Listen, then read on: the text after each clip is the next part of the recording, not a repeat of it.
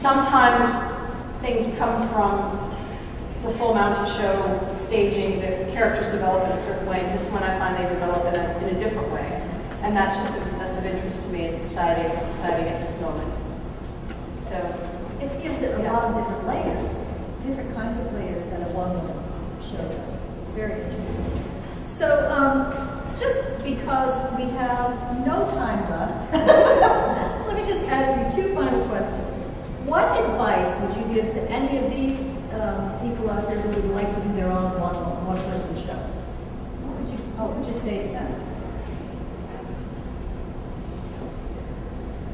I would say don't educate and don't narrate.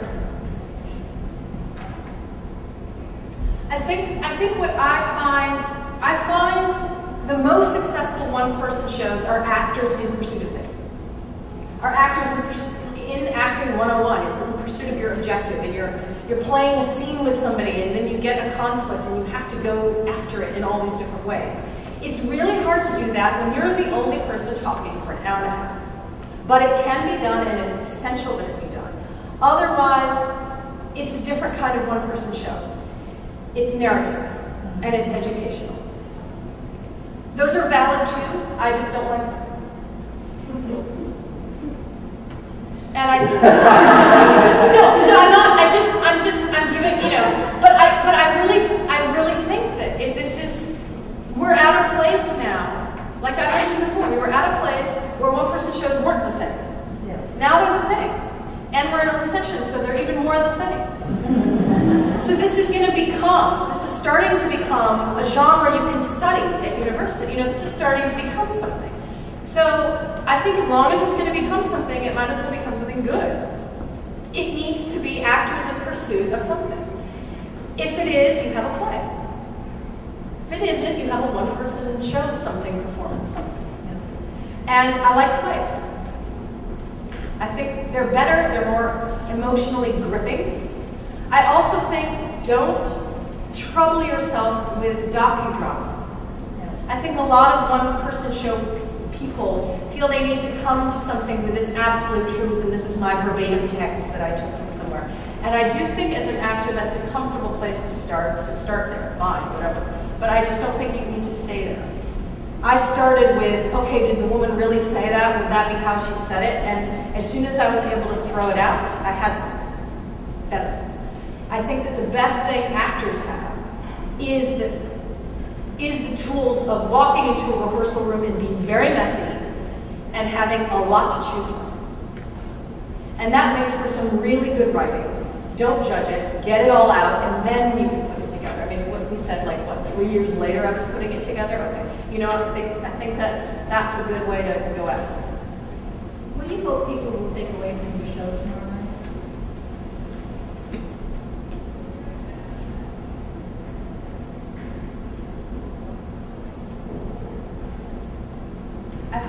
I hope people, well, I go to the theaters to get the chills.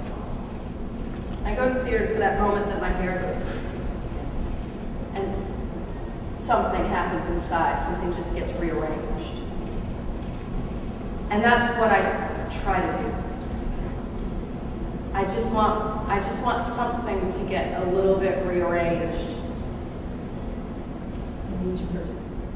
I did commercials. The best luck of my life was that I booked a commercial that shot in London, and that's where the artist's sister lived.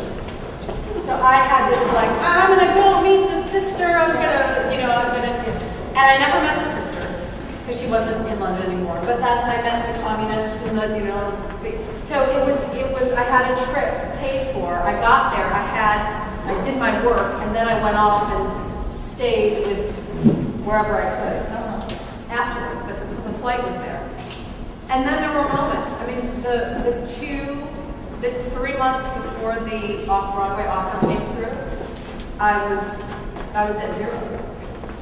I mean, I was literally, my unemployment had dried up, everything was, and I, we'd done this great reading at the public, and I thought something may come, and nothing was happening, so there was really this summer of zero.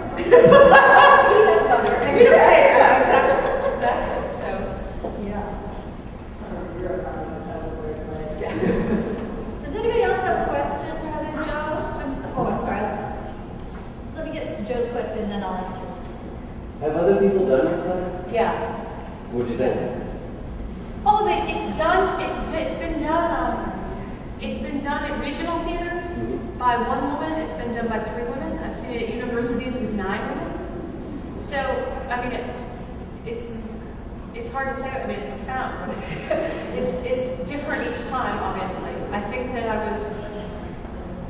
I was supremely touched by the 9-person university show I saw in particular, because the students, the women that were doing it, were 20, all 9 of them, and the research they did and the accents were impeccable, and their complete, none of them were even Arab American, and their complete embodiment of these women was extraordinary, absolutely extraordinary.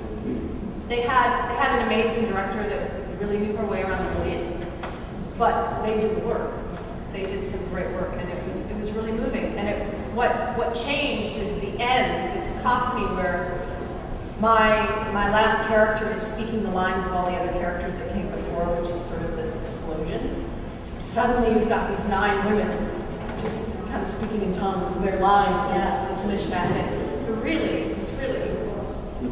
So there's been some learning experiences. The other thing I'll say is that there's some characters that are hard for me, and I've seen them done by other women and gone, oh, where was that? There it is. It's over there, you know? I mean, the American character, for instance, is particularly, you know, it's just a hard, you know, and then he's happy.